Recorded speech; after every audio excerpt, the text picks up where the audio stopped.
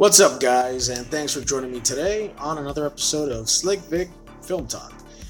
If this is your first time watching this show, we're going to discuss here are movies that are coming out, movies that have been out, trailers, actors, directors, movie news, anything that I find interesting in movies that I think you're going to want to know about, I'm going to discuss. So let's get started. Star Wars The Last Jedi has been out in theaters for a little over 2 months now, and let's face it, this movie has split the fan base. You either love it or you hate it. But another debate that's been going on has been whether or not Star Wars The Last Jedi was a hit at the box office or a flop. Some people think that because it didn't make the money that Force Awakens did, which Force Awakens made a little over $2 billion worldwide, that Star Wars The Last Jedi was a flop. I disagree. Star Wars The Last Jedi was not a flop.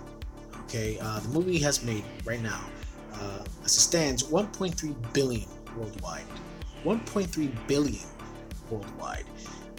It is the most money-making movie of 2017. And I don't care what people say. I don't think Disney or anyone expected The Last Jedi to make the numbers that Force Awakens made.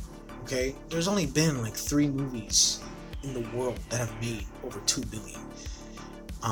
That's not something that just happens. It's ridiculous to think that that's the norm, that the movie was supposed to make $2 billion in order to be a hit. Not true at all. Okay, the movie has made $1.3 billion worldwide. That is not a flop. Okay, let's put it in perspective. All right, the movie itself, The Last Jedi, it probably took about about 200 million to make the movie. Okay, then you add marketing, put another 200 million, just 400 million altogether. Okay, the movie made back 1.3 billion. Come on, I don't care if you loved it or hated it, you can't deny the movie made the money. Okay, it did. And this talk about Disney shaking in their boots because it didn't make the numbers that Force Awakens did. Shut up. Just shut up. Okay? I mean, do you really think that every Star Wars movie that's made is supposed to make now $2 billion in order for it to be considered a hit? It's ridiculous. So, yeah. Star Wars The Last Jedi is a hit. Make no mistake about it. Jumanji, Welcome to the Jungle is another movie that has done very well at the box office. It's made a little over 800 million worldwide. It's been out in theaters for almost 3 months now, so that's pretty impressive. I'm shocked that it's made this much, really. I think no one really expected it to. And it was a fun movie. I saw it. It was a nice family-oriented movie that the whole family could enjoy. But that's pretty much it. It's nothing more, nothing less. It was a very average, enjoyable movie.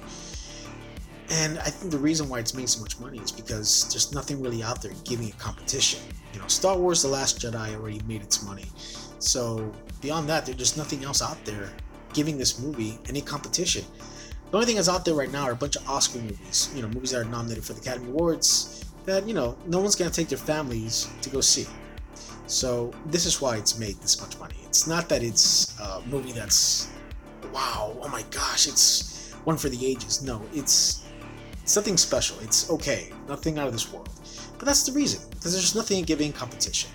The reason I say that is because the director of this movie wants to make a sequel to the third sequel to this franchise, and he wants to release it at the same time Episode 9 for Star Wars Episode 9 comes out in December 2019. That's fine, but he has the impression that this movie has could rival Star Wars and basically give it a run for its money and basically take its mojo away. It's ridiculous. I'm sorry. And this movie is not that special. This franchise is average at best. There's nothing that is gonna leave you wanting more. It just isn't. If the director had any guts, he would release the third sequel near the summertime where all the blockbusters come out and see how good it does that, But yeah, it was fine. It's a fine family-oriented movie. I'm glad it did as good as it did, but let's not get carried away, okay? 90th Academy Award nominations were announced last week, and I love watching the Oscars every year. It's one of my favorite things to do. I love movies, so to me the Oscars are like my Super Bowl, and I just love to see the movies that are recognized for greatness in the past year. It's very exciting to me. But this year, I just feel there were movies that I personally loved that I thought would be nominated, at least recognized in some form, and they just weren't. They were completely snubbed. And one of those movies was Logan with Hugh Jackman. I thought Logan was a fantastic movie, and there really hasn't been any superhero movies that have been nominated for Best Picture, and I really thought Logan was going to be it. I know some people think Wonder Woman was the one that was really snubbed and should have been nominated, but I disagree. I mean, I really thought Wonder Woman was a great movie. I just don't think it was Best Picture material like Logan was. So, yeah, for me, Logan was the one that was snubbed in the superhero genre, anyway. Another movie was Wind River, which I thought was a fantastic movie and has Oscar written all over it. I mean, the movie was great. And I'm just shocked it got really no recognition, like none. Actors, score, nothing. It got nothing. So that was shocking. And I really thought Split was another one that got snubbed. M. Night Shyamalan's comeback return. The movie was fantastic. I really enjoyed the heck out of this movie. And I really thought it had a shot. I mean, yeah, it came out earlier in 2017, but I thought it was great. And it's a shame it got no recognition. But it is what it is. Some movies just slip under the radar. Last year, my favorite movie was Sing Street. Not last year, 2016.